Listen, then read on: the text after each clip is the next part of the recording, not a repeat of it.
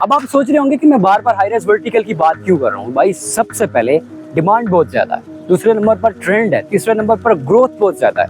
अब ये तमाम तर चीज़ें आपको प्रोजेक्ट्स के अंदर मिल रही हैं। अब आप सोच रहे होंगे कि ऐसे प्रोजेक्ट में हम इन्वेस्टमेंट कैसे कर सकते हैं, इनका हिस्सा कैसे बन सकते हैं। तो सबसे पहले ये होता है कि जब भी कोई मिक्स यूज़ प्रोजेक्ट शुरू होता है जिसके नीचे कमर्शियल और ऊपर रेजिडेंशियल होता है, और उस प्रोजेक्ट के अंदर आप जैसे ही एंटर करते हैं आपको 20% डाउन पेमेंट के साथ इन हो सकते हैं, और साथ में आपको कोई 3.5 से 4 साल की इंस्टॉलमेंट प्लान होता है जहां पर आप इन प्रोजेक्ट्स का हिस्सा बन सकते हैं। अब ये बड़ा प्रोसेस इजी होता है और कोई भी पाकिस्तानी जो ओवरसीज़ पाकिस्तानी है या लोकल पाकिस्तानी है वो आसानी से ये काम कर सकते हैं। कैसे कर सकते हैं? आपको 3 से 4 साल का इंस्टॉलमेंट प्लान होता है, आप इजीली दे रहे होते हैं।